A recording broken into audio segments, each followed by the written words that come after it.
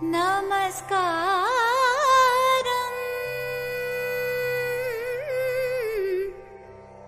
நமஸ்காரம் சர்வலோகாதிப நமஸ்காரம்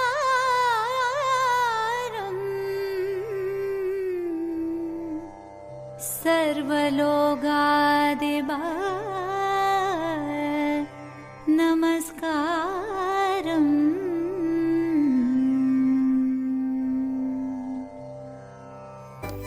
வழியும் சத்தியமும் ஜீவனுமாகிய சச்சிதானந்த இயேசு கிறிஸ்து நமோ.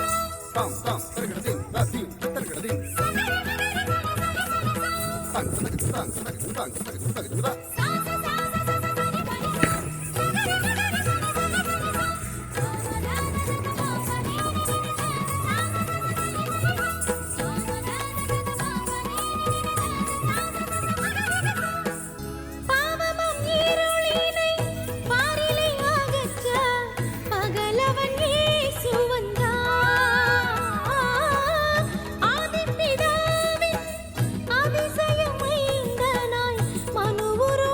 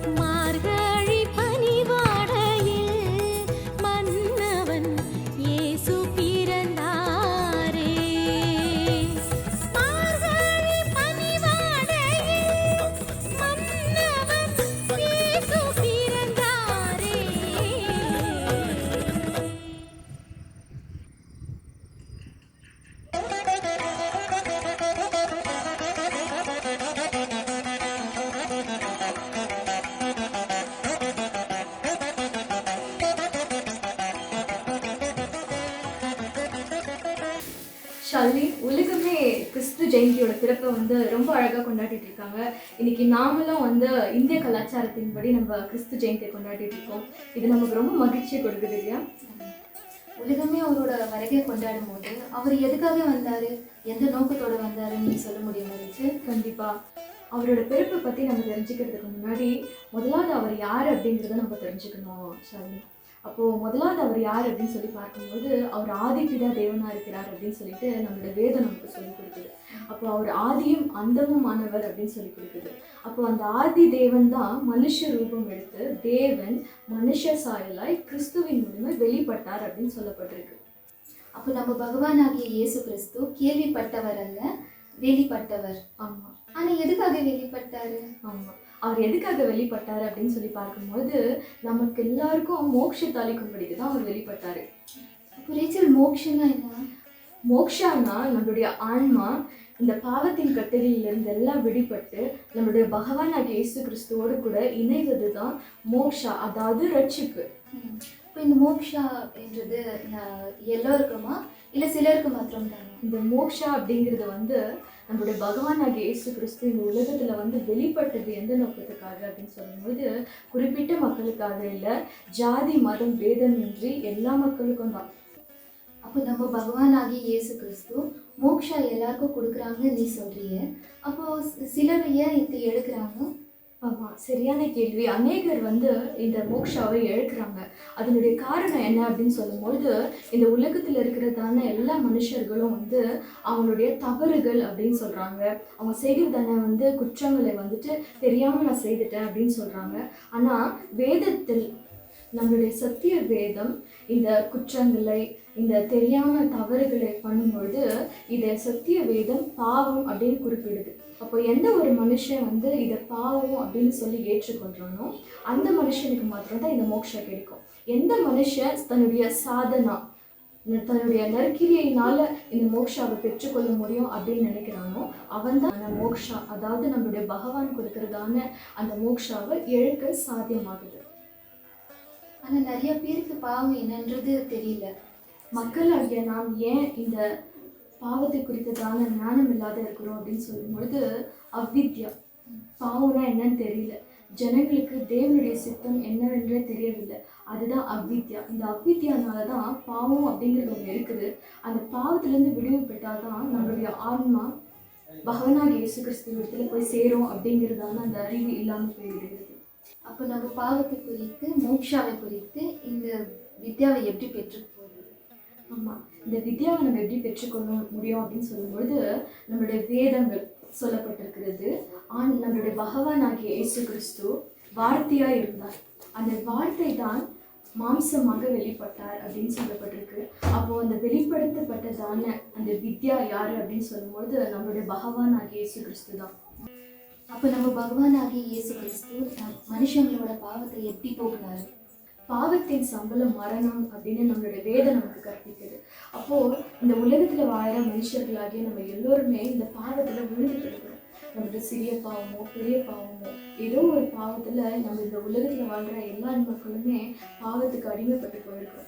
அப்போது நம்மளுடைய பரஞ்சோதி இயேசு கிறிஸ்து அவர் என்ன பண்ணாரு அப்படின்னு சொன்னால் அவருடைய அன்பினால அவரே தாழ்த்தி இந்த பூலோகத்தில் மனுஷ ரூபம் எடுத்து நமக்காக வெளிப்பட்டார். அவர் வெளிப்பட்டது மாத்திரம் அல்ல, அவர் நம்மீது வந்ததான அந்த பாவத்தின் நிமித்தமாய் வந்ததான சாபங்கள், வியாதிகள் மற்றும் எல்லா கட்டுகளிலிருந்து நம்ம விடுவிக்கும்படிக்கு நம்மீது வர வேண்டியதான அந்த பழி, அந்த குற்றத்தை, அந்த தண்டனையை சிலுவையில் அவர் மீது சுமக்கும்படிக்காக தான் வெளிப்பட்டார். அவர் சுமந்து தீர்க்கல, அதோடு கூட 3ஆம் நாள் அவர் உயிரோடு கூட எழுந்தார். உயிரோடு கூட எழுந்து நம்மீது சாத்தான் வைத்திருந்ததான அதிகாரம், பாவத்தின் அதிகாரம், சாபத்தின் கட்டுகள், இது எல்லாத்திலிருந்தும் நம்மளை விடுவிக்கும்படிக்கு அவரோட ஜீவனை சிலுவையில் கொடுத்து 3ஆம் நாள் உயிரோடு கூட எழுந்தார். அப்போது இந்த நாமம் நம்மளோட வேதம் சொல்லுகிறது, நம்மளுடைய பகவானாகிய இயேசு கிறிஸ்துவின் நாமத்தில் தான் இந்த மோக்ஷா, அதாவது ரட்சிப்பு கொடுக்கப்பட்டிருக்கு அப்படின்னு சொல்லி நமக்கு கற்பிக்குது. அப்போ நம்ம பகவானாகிய இயேசு கிறிஸ்து இல்லாமல் நம்மளுக்கு மோக்ஷா இல்லை இல்லையா? ஆண்டவராகிய இயேசு கிறிஸ்துவின் மீது இந்த நம்பிக்கையை நம்ம வச்சு அந்த மோட்சத்தை நாம பெற்றுக்கொண்டிருக்கிறோம். இன்னைக்கு பார்த்து கொண்டிருக்கிற உங்களுடைய வாழ்க்கையிலையும் அந்த பகவானாகிய இயேசு கிறிஸ்துவின் மீது நம்பிக்கை வைத்து இந்த மோட்சாவை பெற்றுக்கொள்ளணும் அப்படின்னு இந்த கிறிஸ்து ஜெயந்தியில நாங்கள் உங்களை வாழ்த்துகிறோம். கிறிஸ்து ஜெயந்தி நல்வாழ்த்துக்கள்.